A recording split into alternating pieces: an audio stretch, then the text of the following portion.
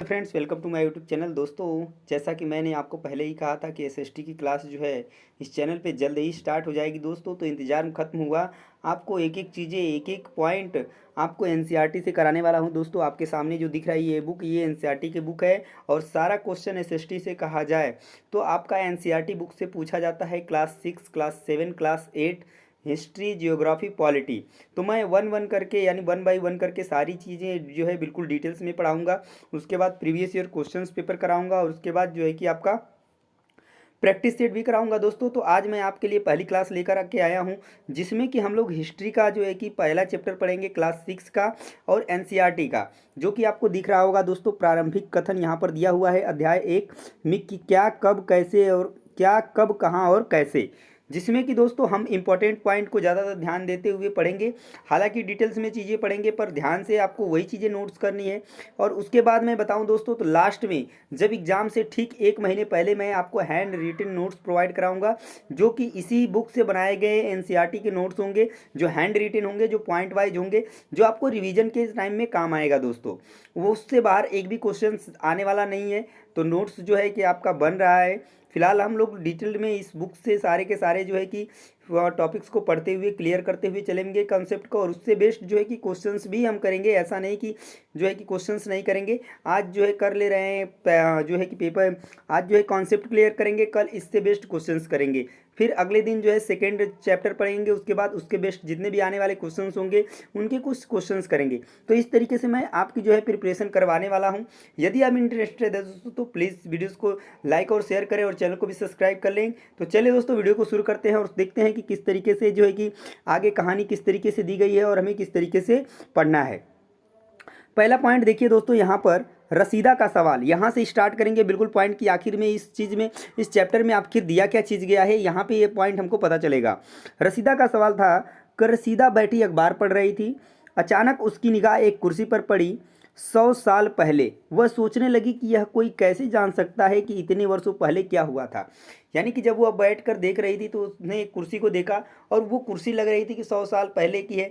तो उसने सोचा कि ये कैसे पता लगेगा कि हाँ 100 साल पहले क्या हुआ था, कैसी चीज़ें थी, क्या क्या चीज़ें हुई थी, तो क्या, कब, कहाँ, कैसे, ये सारी चीज़ें हम लोग जानने वाले हैं इस चैप्टर में। तो शुरू करते हैं दोस्तों आज से। तो कैसे पता लगाएं, सिंपल सी बात है दोस्तों। तो यहाँ पर देखिए कि यह जानने के लिए कि कल क्या हुआ था, हम क्या सुन सकते हैं, रेडियो सुनते थे, टेलीविज़न देख सकते हैं, या फिर अखबार पढ़ सकते हैं, या फिर मैगजीन्स पढ़ सकते हैं, जिसमें हमको कि 100 साल पहले या हिस्ट्री यानी कि इतिहास में होने वाली चीज़ों के बारे में पता चलता है। ठीक है, तो चलिए आ जाते हैं अतीत के बारे में क्या क्या हम जान सकते हैं। तो ये अतीत के बारे में हम क्या जान सकते हैं कि लोग जो है कि क्या खाते थे, क्या कपड़े पहनते रहे होंगे, किस तरीके के घरों में रहे होंगे, वो कैसा शिकार करते रहे होंगे, कैसे उन्होंने पशुओं को पाला होगा, कैसे वे कृषक बने होंगे, कैसे उन्होंने शासन चलाया होगा, उसमें व्यापारी कौन हुआ, पुरोहित कौन था, शिल्पकार कौन हुए, कलाकार किसको कहा गया, संगीतकार कैसे बने, और वैज्ञानिकों के जीवन के बारे में जानकारियाँ जो है कि हम हासिल प्राप्त करेंगे इस चैप्टर में कि किस तरीके से जो है कि उन्होंने आगे जो है कि किस तरीके से अपना जीवन को आगे बढ़ाया। ये सारी चीज़ें हम लोग जो है डिटेल्स में जानने वाले हैं। तो चलिए अब यहाँ से पॉइंट वाइज आपकी चीज़ें शुरू होती हैं कि लोग कहाँ रहते थे। पहला पॉइंट शुरू होता है दोस्तों। तो देखिए यहाँ से स्टार्ट होगा, एक एक चीज़ मैं बता देता हूँ। तो लोग कहाँ रहते थे, स्टार्ट होगा नर्मदा नदी से। तो यहाँ पर दिया है कि नर्मदा नदी यानी कि कई लाख वर्ष पहले लोग कहाँ रहते थे। तो कई लाख वर्ष पहले लोग इस नदी के तट पर रहते थे। किस नदी के तट पर, नर्मदा नदी के तट पर। ये क्वेश्चंस पूछा गया है दोस्तों कि कई लाख वर्ष पहले लोग कहाँ रहते थे, किस नदी के तट पर रहते थे। तो कौन सी नदी के तट पर रहते थे दोस्तों, तो नर्मदा नदी के तट पर। सीधा सीधा दोस्तों क्वेश्चन एग्जाम में पूछा गया था। उसके बाद दिया है कि यहाँ पर रहने वाले आरंभिक लोगों में से कुछ क्या थे, तो कुशल संग्राहक थे जो आसपास के जंगलों की विशाल संपदा से परिचित थे। अपने भोजन के लिए वे जड़ों, फलों तथा जंगल के अन्य उत्पादों का यहाँ से क्या किया करते थे, संग्रह किया करते थे, यानी इकट्ठा किया करते थे।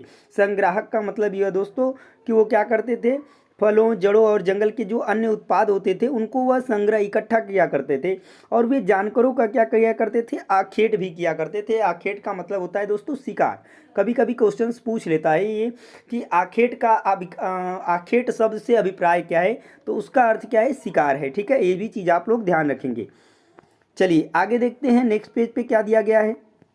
ये हो गया नर्मदा नदी के बारे में। तो नर्मदा नदी के बारे में हमने क्या पढ़ा दोस्तों कि कई लाख वर्ष पहले लोग उस नदी के तट पर रहते थे। कहाँ पर? नर्मदा नदी के तट पर। उसमें से कुछ क्या थे? कुशल संग्राहक थे, कुछ आर्किटेक्ट थे।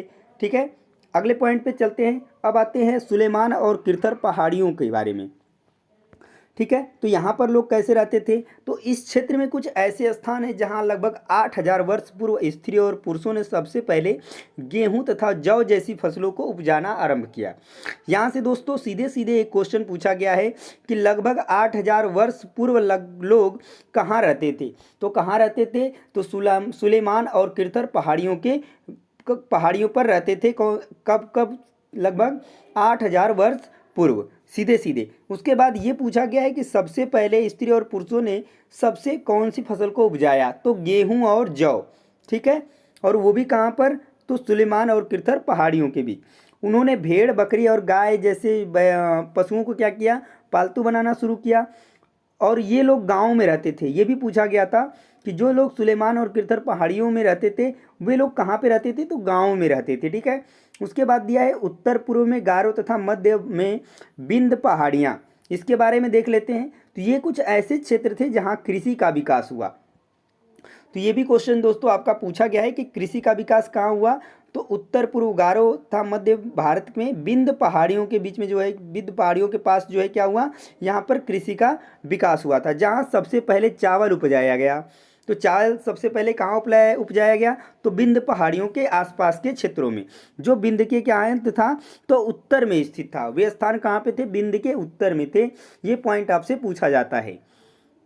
आगे देखिए, ये रहा कुछ मानचित्र जो दिया गया है प्राकृतिक मानचित्र के हिसाब से। तो यहाँ पर देखिए, यहाँ पर कुछ नदियाँ हैं। इसका आप चाहें तो स्क्रीनशॉट ले सकते हैं। यहाँ पर कुछ चीज़ें दी गई हैं। चलिए मैं इसको छोटा कर देता हूँ। तो यहाँ पर आप स्क्रीनशॉट इसका ले सकते हैं। ले लीजिए, यहाँ पर कौन सी नदी और किस जगह पर बहती है, ये सारी चीज़ें यहाँ पर दी गई हैं। तो इसका स्क्रीनशॉट ले लिए होंगे, मुझे उम्मीद है। तो चलिए आगे चलते हैं, थोड़ा सा बड़ा कर लेते हैं ताकि आपको अच्छे तरीके से दिखे। ठीक है, चलिए आगे नेक्स्ट पॉइंट पे चलते हैं। नेक्स्ट पॉइंट क्या पूछा गया है? ये पूछा गया है सिंधु तथा इसकी सहायक नदियों के बारे में। तो दिया गया है कि सहायक नदियां उन्हें कहते हैं जो एक बड़ी नदी में मिल जाती हैं। ये पॉइंट देखिए इंपॉर्टेंट है यहाँ से यहाँ तक कि सहायक नदियां किसे कहते हैं? तो सहायक नदियां उन्हें कहते हैं जो एक बड़ी नदी में जाकर के क्या हो जाती हैं? मिल जाती हैं। तो देखिए सिंधु तथा इसकी सहायक नदियों के बारे में, तो लगभग 4700 वर्ष पूर्व इन्हीं नदियों के किनारे कुछ आरंभिक नगर फले फूले। ये क्वेश्चन आपका एग्जाम में पूछा गया है कि आरंभिक नगर कहाँ फले फूले थे?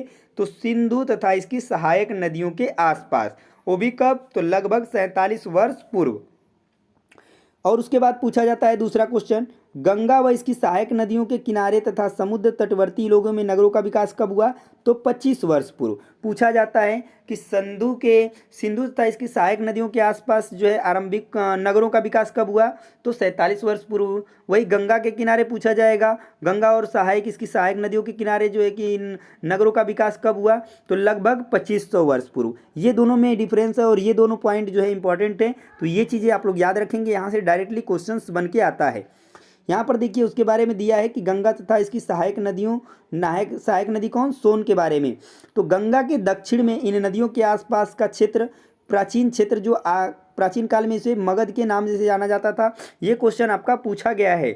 ठीक है, कि गंगा के दक्षिण में जो प्राचीन क्षेत्र था वो मगध किस नाम से जाना जाता था? तो मगध के नाम से जाना जाता था। और ये भी पूछ लेता है कभी कभी कि जो प्राचीन काल में गंगा के दक्षिण में जो क्षेत्र था मगध, वो वर्तमान में किस जगह पे है? तो वर्तमान में वो बिहार में है, जो बिहार में है। ठीक है, तो उसको मगध के नाम से जाना जाता था।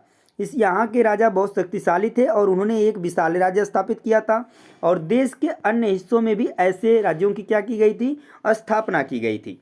उसके बाद थोड़ा सा एक पॉइंट मैं और आपको बताना चाहूँगा यहाँ पर दक्षिण एशिया के बारे में।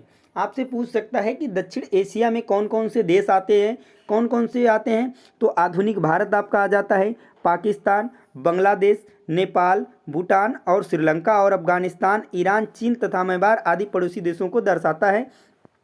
और एक चीज़ कि दक्षिण एशिया एक क्या है, महाद्वीप से छोटा है, लेकिन विशालता था बाकी एशिया से समुद्रों, पहाड़ियों तथा पर्वतों से बटे होने के कारण इसे प्रायः क्या कहा जाता है, उपमहाद्वीप कहा जाता है। तो ध्यान दीजिएगा कि दक्षिण एशिया को क्या कहा जाता है, उपमहाद्वीप कहा जाता है। नेक्स्ट पॉइंट की तरफ चलते हैं दोस्तों आगे।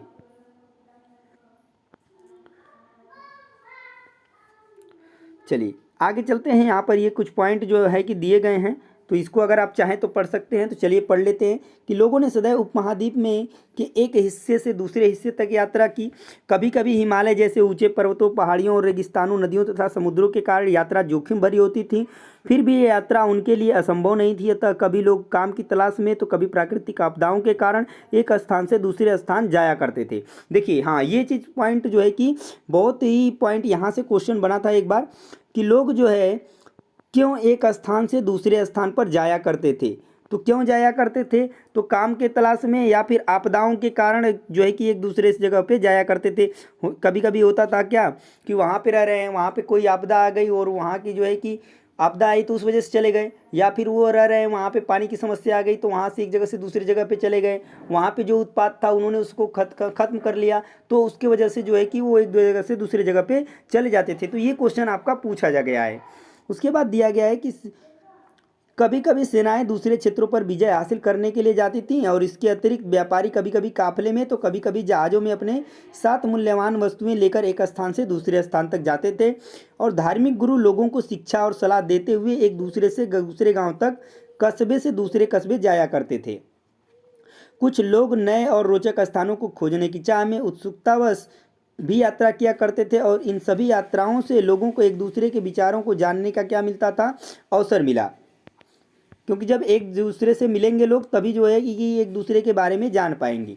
तो लोग यात्राएं क्यों करते थे, इसके बारे में जान लेते हैं। तो एक बार फिर हम बात करेंगे तो पहाड़ियाँ, पर्वत और समुद्र इस उपमहाद्वीप की प्राकृतिक सीमा का निर्माण करते हैं, बिल्कुल करते हैं। तो हालांकि लोगों के लिए इन सीमाओं को पार करना आसान नहीं था।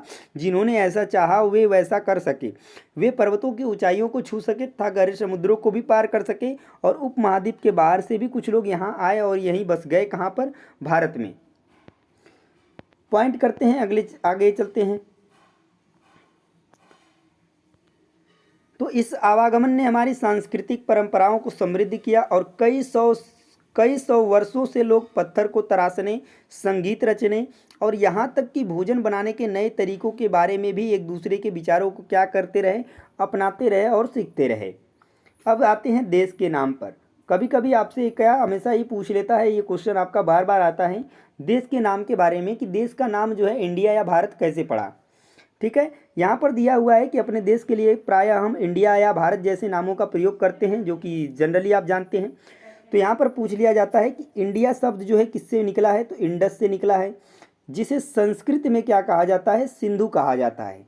तो ये चीज़ आपका एग्जाम में सीधे सीधे क्वेश्चन यहाँ से बना हुआ है कि जो इंडस है ये किस, इसका मतलब संस्कृत में इसे सिंधु कहा जाता है। ठीक है, इंडस से निकला है जिसे संस्कृत में सिंधु। तो यही पूछा गया था कि इंडस जो है इसको संस्कृत में क्या कहा जाता है, तो इसको संस्कृत में सिंधु कहा जाता है। अपने एटलस में ईरान और यूनान का पता लगाओ, और लगभग 2500 वर्ष पूर्व उत्तर पश्चिम की ओर से आने वाले जो ईरानी और यूनानी ने सिंधु को हिदोस अथवा इंदोस, ये क्वेश्चन पूछा गया था कि हिदोस अथवा इंदोस जो है कि इन्होंने कौन जो है कि कहा था। तो उत्तर पश्चिम की ओर से आने वाले ईरानियों और यूनानियों ने जो है कि सिंधु को क्या कहा था, हिदोस अथवा इंदोस कहा था। ये क्वेश्चन आपका डायरेक्टली एग्जाम में पूछा गया है। इस नदी के पूर्व में स्थित भूमि प्रदेश को इंडिया कहा। ये भी पूछा गया है कि किस जो है जो दिया गया है ना इस नदी के पूर्व में, तो नदी के किस जो है कि दिशा में स्थित भूमि को इंडिया कहा गया है, ये क्वेश्चन आपका पूछा गया है। तो ध्यान दीजिएगा, किस नदी के पूर्व में स्थित भूमि प्रदेश को क्या कहा गया है, इंडिया कहा गया है। और भारत नाम का प्रयोग उत्तर पश्चिम में रहने वाले लोगों के लिए लोगों के एक समूह के लिए किया जाता था। ये पॉइंट आपको ध्यान देना है। तो ये भी आपका पूछा गया है कि भारत नाम का प्रयोग किसके लिए किया जाता था, तो उत्तर पश्चिम में रहने वाले लोगों के एक समूह के लिए किया जाता था। किधर, उत्तर पश्चिम में रहने वाले लोगों के एक समूह के लिए किया जाता था। जब आप प्रीवियस ईयर क्वेश्चन करेंगे ना दोस्तों, तो आपको चीज़ें बिल्कुल सटीक नज़र आएंगी और यहाँ से एक एक क्वेश्चन आपका मिलेगा। तो दोस्तों मैं बताया हूँ पहले कि यहाँ से आपको हैंड रिटन नोट्स मिलेंगे जो कि आपको एकदम पॉइंट वाइज मिलेंगे, वहाँ से आपका एक भी क्वेश्चन बाहर नहीं जाएगा। तो प्लीज़ दोस्तों अगर चाहते हैं कि वो हैंड रिटन नोट्स आपके एग्जाम से ठीक 1 महीने पहले आपको मिले तो प्लीज़ आप सपोर्ट कीजिए, लाइक करिए, वीडियो को शेयर करिए और चैनल को भी सब्सक्राइब करना नहीं भूलिए, क्योंकि आपको डिटेल में डेली बाय डेली एक एक चैप्टर मैं कंप्लीट कराऊंगा। उससे रिलेटेड क्वेश्चंस होंगे, प्रीवियस ईयर क्वेश्चंस होंगे, प्रैक्टिस सेट होंगे और साथ में फ्री ऑफ कॉस्ट आपको नोट्स भी प्रोवाइड कर दिए जाएंगे। तो ये आपको बहुत ही हेल्प करने वाले हैं। चलिए दोस्तों इसके बाद चलते हैं कि इस समूह का उल्लेख जो है संस्कृत की आरंभिक कृति ऋग्वेद से मिलता है।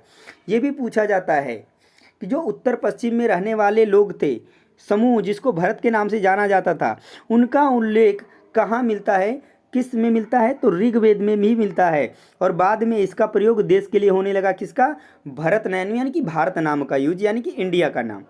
ठीक है, आगे चलते हैं दोस्तों अगले के बारे में, अतीत के बारे में हम कैसे जानेंगे। ठीक है, यहाँ पर आ जाते हैं, एक पॉइंट आ जाती है पांडुलिपि के बारे में। ठीक है, तो दिया है कि अतीत की जानकारी हम कई तरह से प्राप्त कर सकते हैं। इनमें से एक तरीका अतीत में लिखी गई पुस्तक को ढूंढना और पढ़ना है।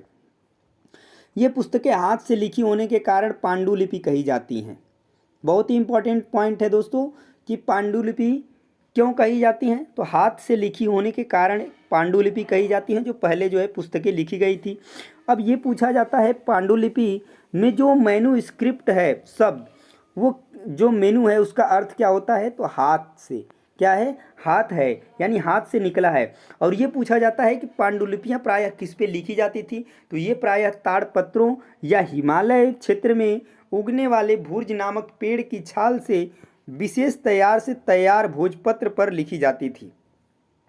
तो ये पॉइंट आपको याद रखना है कि पांडुलिपि, और ये भी चीज़ यहाँ पर एक थोड़ा सा पॉइंट दिया हुआ है, इस चीज़ को आप भी समझ लीजिए, थोड़ा सा इंपॉर्टेंट पॉइंट है कि पांडुलिपि लगभग 1000 वर्ष पहले लिखी गई थी।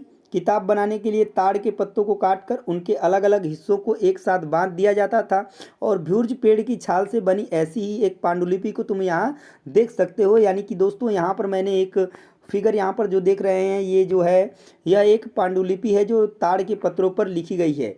ठीक है, तो यह एक पांडुलिपि है, आप देख सकते हैं इस पर किस तरीके से जो है कि लिखी गई है।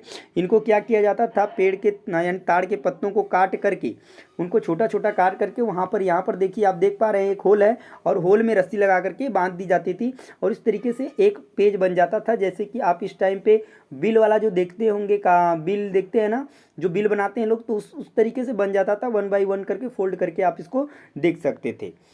तो ये थी चीज़ें जो है कि ये क्या थी, इसे क्या कहते थे, तो पांडुलिपि हाथ से लिखी जाती थी। ये लगभग 1000 वर्ष पहले लिखी गई थी, हाथ से लिखी गई थी। और ये जो है कि ताड़पत्रों और हिमालय क्षेत्र में उगने वाले भुर्ज नामक पेड़ की छाल से विशेष तरीके से तैयार भोजपत्र पर लिखी मिलती हैं। ये पॉइंट इसके बारे में आपको याद रखना है।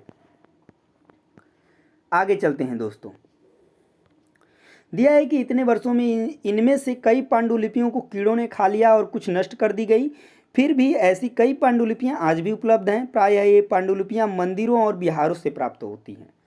ये भी पॉइंट थोड़ा सा नोट करने वाला है दोस्तों कि ये पांडुलिपियां कहाँ से प्राप्त होती हैं, तो मंदिरों और विहारों में प्राप्त होती हैं। उसके बाद इन पुस्तकों में धार्मिक मान्यताओं और व्यवहारों, राजाओं के जीवन, औषधियों तथा विज्ञान आदि सभी प्रकार के विषयों की चर्चा मिलती है। और इनके अतिरिक्त हमारे यहाँ महाकाव्य, कविताएं, नाटक भी हैं और इनमें से कई संस्कृत में लिखे हुए मिलते हैं, जबकि कई प्राकृत और तमिल में भी है। प्राकृत भाषा का प्रयोग प्रायः आम लोग करते थे। ये भी कभी कभी क्वेश्चन आपका पूछा गया है कि प्राकृत भाषा का प्रयोग कौन लोग करते थे, तो आम लोग करते थे। उसके बाद नेक्स्ट पॉइंट आ जाता है अभिलेख। जैसे ही पांडुलिपि की बात आती है और दूसरा नंबर अभिलेख, इन दोनों से 100% एक क्वेश्चन आना ही आना है। नेक्स्ट पॉइंट है कि हम अभिलेखों का भी अध्ययन कर सकते हैं। ऐसे लेख पत्थर या धातु जैसी अपेक्षाकृत कठोर सतहों पर उत्कीर्ण किए मिलते हैं। यानी अभिलेख जो होते हैं ना, ये कठोर सतहों पर, जैसे कि या कह लिया जाए किसी धातु पे या पत्थर के ऊपर, ये क्या किए जाते थे, उकेरे जाते थे, नुकीली चीज़ों से इसको लिखा जाता था। जैसे आजकल पत्थरों को काट करके लिखा जाता है, उसी तरीके से उस समय भी धातु पर या पत्थरों के ऊपर जो है कि ये लिखा जाता था, उसे कहते थे अभिलेख। यहाँ पर दिया गया है कि कभी कभी शासक अथवा अन्य लोग अपने आदेशों को इस तरह उत्कीर्ण करवाते थे ताकि लोग उन्हें देख सकें, पढ़ सके तथा उसका पालन कर सके। तो यह भी क्वेश्चन आपका पूछा जाता था कि जो है कि वो अभिलेख जो है क्यों लिखे जाते थे। तो इस तरीके से कुछ पॉइंट्स हैं। तो कुछ अन्य प्रकार के अभिलेख भी मिलते हैं जिनमें राजाओं तथा रानियों सहित अन्य स्त्री पुरुषों ने भी अपने कार्यों के विवरण उत्कीर्ण करवाए हैं। उदाहरण के प्राय शासक लड़ाइयों में अर्जित विजयों का लेखा जोखा रखते थे। तो ये आपका यहाँ से एक पॉइंट बहुत बन जाता है कि अभिलेखों में क्या हो जाता था, तो शासक के लड़ाइयों में अर्जित विजयों का लेखा जोखा रखते थे, किसमें, अभिलेख में। उसके बाद एक इम्पॉर्टेंट पॉइंट यहाँ पर दिया गया है, इस चीज़ को निश्चित रूप से आप पढ़िए। यहाँ पर दिया गया है कि लगभग 2250 वर्ष पुराना यह अभिलेख वर्तमान अफगानिस्तान के कंधार से प्राप्त हुआ है। तो इसमें से ये पॉइंट आपका पूछा जा सकता है कहीं से भी कि 2250 वर्ष पूर्व जो अभिलेख मिला है वो कहाँ से प्राप्त हुआ है। तो वर्तमान में अफगानिस्तान के कंधार से प्राप्त हुआ है और यह अभिलेख अशोक नामक शासक के आदेश पर उत्कीर्ण करवाया गया था, जो कि आप सम्राट अशोक के नाम से जानते हैं। तो उन्होंने मतलब उनके द्वारा जो है कि यह अभिलेख जो है जारी कराया गया था। और इस शासक भी विषय में तुम अध्याय 7 में भी पढ़ोगी, यानी इसके बारे में, सम्राट अशोक के बारे में 7 में पढ़ेंगे। जब हम कुछ लिखते हैं तब हम किसी लिपि का प्रयोग करते हैं, ये चीज़ ध्यान दीजिएगा। और लिपियां अक्षरों तथा संकेतों से बनी होती हैं। अतः हम कुछ बोलते अथवा पढ़ते हैं तब हम एक भाषा का प्रयोग करते हैं। और यह अभिलेख इस क्षेत्र में प्रयुक्त होने वाली यूनानी तथा अरामेइक नामक 2 भिन्न लिपियों तथा भाषाओं में है।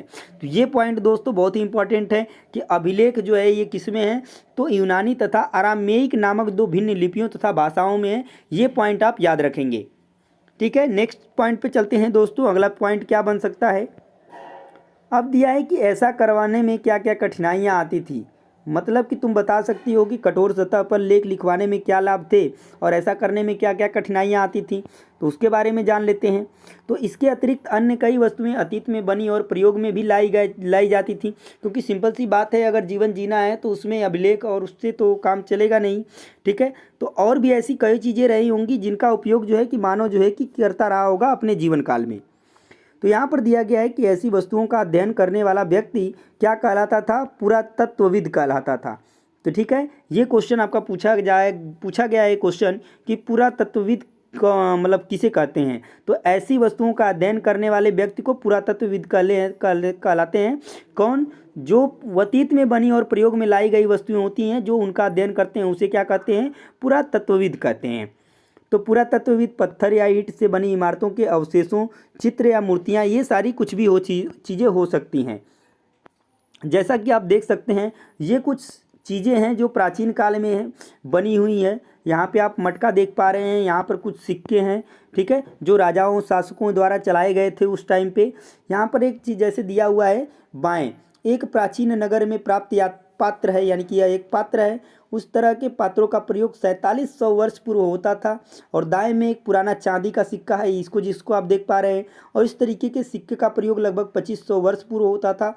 और हमारे द्वारा आज प्रयोग में आने वाले सिक्कों में से यह सिक्का कैसे भिन्न है, यानी कि यहाँ पर 2 सिक्के दिए गए हैं चांदी के। तो आप देख पा रहे होंगे कि आज के सिक्कों में और पुराने ज़माने के सिक्कों में किस तरीके का जो है कि अंतर आपको देखने को मिल रहा है। और यह एक पात्र है जो कि एक घड़े के रूप में आपको दिख रहा है। तो यहाँ पर अगला पॉइंट देखिए कि का अध्ययन करते हैं। वे औजारों, हथियारों, बर्तनों, आभूषणों तथा सिक्कों की प्राप्ति के लिए छानबीन तथा खुदाई भी करते थे। निश्चित बात है कि यदि आप कुछ भी चीज़ें खोजेंगे या करने की कोशिश करेंगे तो उसके लिए खोजबीन करना का जरूरी होगा। और इनमें से कुछ वस्तुएं पत्थर, पक्की मिट्टी तथा कुछ धातु की भी बनी हो सकती थी। ऐसे तत्व कठोर तथा जल्दी नष्ट न होने वाले होते हैं। बिल्कुल बात सही है। जैसे कि अभी हम सिक्का देख लिए, वो पात्र देख लिए जो हमको खुदाई के वक्त जो है कि मिला, ठीक है। आगे देखते हैं पुरातत्वविद। तो पुरातत्वविद जानवरों, चिड़ियों तथा मछलियों की हड्डियां भी ढूंढते थे और इससे उन्हें यह जानने में मदद मिलती थी कि अतीत में लोग क्या खाते थे। वे हड्डियां और चिड़ियों, जानवरों या फिर कुछ ऐसी भी चीज़ें ढूंढते थे कि जानवरों को लोग मतलब उस टाइम पे क्या खाते रहे होंगे। क्या जानवरों को खाते रहे होंगे तो उन्हें पकाकर खाते रहे होंगे, या फिर कच्चा खाते रहे होंगे, कच्चे मांस खाते रहे होंगे, किस तरीके से उनका शिकार करते रहे होंगे। ये सारी चीज़ें जो है कि वो कौन जानकारी लगाता है, पुरातत्वविद लगाते हैं, ठीक है। तो वनस्पतियों के अवशेष बहुत मुश्किल से बच पाते हैं। बिल्कुल बात सही है कि आज के 1000 पहले से वनस्पतियों का बच पाना काफ़ी मुश्किल होगा। और यदि अन्न के दाने अथवा लकड़ी के टुकड़े जल जाते हैं तो वे जले हुए रूप में बचे रहते हैं। बात सही है। यदि मान लीजिए वो जल जाते हैं तब तो बचे रहते हैं, यदि वे जलते नहीं हैं तो ज़्यादातर चांस होता है कि वह देखने को नहीं मिले। चलिए आगे देख लेते हैं। तो पुरातत्वविदों ने बहुधों कपड़ों के अवशेष मिलते होंगे, यानी कपड़े भी मिले होंगे पुरातत्वविदों को। तो यहाँ पर देखिए दिया हुआ है कि पांडुलिपियों, अभिलेखों तथा पुरातत्व से ज्ञात जानकारियों के लिए इतिहासकार प्रायः स्रोत शब्द का प्रयोग करते हैं। यानी कि जिन चीज़ों से उन्हें मिलता है, जानकारी मिलती है, उसे क्या कह देते हैं? स्रोत कहते हैं। ठीक है, क्या कहते हैं? स्रोत कहते हैं। तो इतिहासकार उन्हें कहते हैं। ठीक है, और जो इतिहास जो इसको जानकारियों को इकट्ठा करते हैं उसको क्या कहते हैं? इतिहासकार उन्हें कहते हैं। तो जो अतीत का अध्ययन करते हैं, इतिहासकार किसे कहते हैं? तो जो अतीत का अध्ययन करते हैं उसे क्या कहा जाता है? इतिहासकार कहा जाता है। और स्रोत के प्राप्त होते ही अतीत के बारे में पढ़ना बहुत रोचक हो जाता है। जैसे कि आज हम पढ़ रहे हैं, जैसे जैसे हमको जानकारी अच्छी लगेगी, जैसे जैसे जानकारियाँ हम जानेंगे अतीत के बारे में, जैसे जितनी चीज़ें थोड़ी थोड़ी करके जानेंगे, हमारी उत्सुकता और बढ़ती जाएगी कि आगे ऐसा क्या हुआ होगा, आगे कैसा हुआ होगा, कैसे जीवन बदला होगा, कैसे मनुष्यों ने जो है कि अपने जीवन को आज उस स्तर से इस स्तर तक लाया होगा। तो हम में उस उत्सुकता जो है कि बढ़ती जाती है, क्योंकि इन चित्रों की सहायता से हम धीरे धीरे अतीत का पुनर्निर्माण करते जाते हैं। अतः इतिहासकार तथा पुरातत्वविद उन जासूसों की तरह होते हैं जो इन सभी स्रोतों का प्रयोग सुराग के रूप में अतीत को जानने का क्या करते हैं? प्रयास करते हैं। आते हैं दोस्तों एक बार, अतीत एक या अनेक, यानी अतीत एक था या अनेक था, इसके कई स्रोत रहे हैं। तो उसके बारे में जान लेते हैं कि क्या तुमने इस पुस्तक के शीर्षक हमारे अतीत पर ध्यान दिया है। यानी आप जब चैप्टर पढ़ने गए, यानी बुक्स देखे होंगे, तो इस बुक का नाम ही था क्या? क्या? हमारा अतीत। हमारा अतीत। तो हमारा अतीत का मतलब क्या है? कि हमारे जो पिछला बीत चुका है उसके बारे में, जो समय बीत चुका है उसके बारे में। तो यहाँ अतीत शब्द का प्रयोग बहुवचन के रूप में किया जाता है। ऐसा इस तथ्य की ओर ध्यान दिलाने के लिए कहा गया है कि अलग अलग समूह के लोगों के लिए इस अतीत के अलग अलग मायने थे। बिल्कुल बात सही थी कि जितने लोग थे उस अतीत के बारे में सभी लोगों ने अपने अलग अलग जो है ओपिनियंस रखे हैं, अपने अलग अलग विचार से रखे हैं। तो उदाहरण के लिए जैसे कि पशुपालकों अथवा कृषकों का जीवन राजाओं तथा रानियों के जीवन से तथा व्यापारियों का जीवन शिल्पकारों के जीवन से बहुत भिन्न था। बिल्कुल बात सही है। जैसा कि हम आज भी देखते हैं कि उस समय भी देश के अलग अलग हिस्सों में लोग अलग अलग व्यवहारों और रीति रिवाजों का पालन करते थे। जैसे उदाहरण के लिए आज अंडमान द्वीप के अधिकांश लोग अपना भोजन मछलियां पकड़कर, शिकार करके तथा फल फूल के संग्रह द्वारा प्राप्त करते हैं। और इसी के विपरीत शहरों में रहने वाले लोग खाद्य आपूर्ति के लिए अन्य व्यक्तियों पर क्या करते रहते हैं? निर्भर रहते हैं। तो इस तरह के भेद जो है अतीत में भी क्या होंगे? विद्यमान रहे होंगे। बिल्कुल बात सही है। तो उसी पॉइंट पे चलते हैं कि इसी के अतिरिक्त एक अन्य तरह का भेद भी है। उस समय शासक अपनी बीजों का लेखा जोखा रखते थे। यही कारण है कि हम उन शासकों तथा उनके द्वारा लड़ी जाने वाली लड़ाइयों के बारे में काफ़ी कुछ जानते हैं। यदि वो नहीं रखते उनका लेखा जोखा तो आज हम उन के बारे में नहीं जान पाते।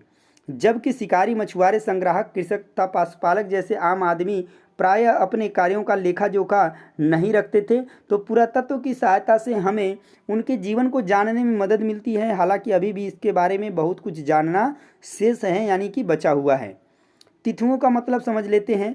तो अगर कोई तुमसे तिथि के विषय में पूछे कि तुम शायद उस दिन की तारीख, माह, वर्ष जैसे कि 2000 या इस तरह का कोई भी और वर्ष बताओगे, तो वर्ष की इस गणना को ईसाई धर्म प्रवर्तक ईसा मसीह के जन्म की तिथि से की जाती है। जैसा कि हम बोलते हैं 200 ईसा पूर्व, 2000 ईसा पूर्व। कहने का मतलब ये ईसा मसीह, आप जानते हैं कि ईसाई धर्म के जो प्रवर्तक रहे हैं यीशु जी, उनके जन्म से पहले को समय को क्या कहते हैं? ईसा पूर्व।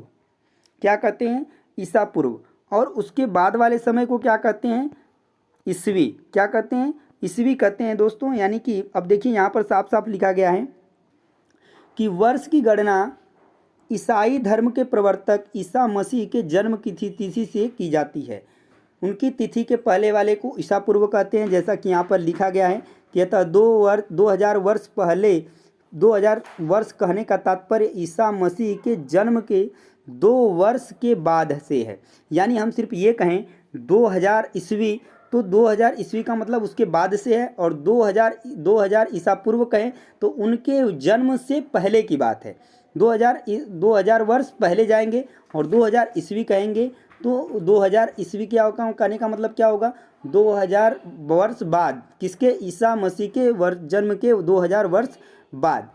वहीं पर यहाँ पर दिया है कि ईसा मसीह के जन्म के पूर्व की सभी तिथियाँ ईसा पूर्व दिखाई देखिए, आगे लिखा भी हुआ है, ईसा से जन्म के पहले रूप में मानी जाती हैं। और इस पुस्तक में 2000 को अपना आरंभिक बिंदु मानते हुए वर्तमान से पूर्व की तिथियों का उल्लेख हम करेंगे।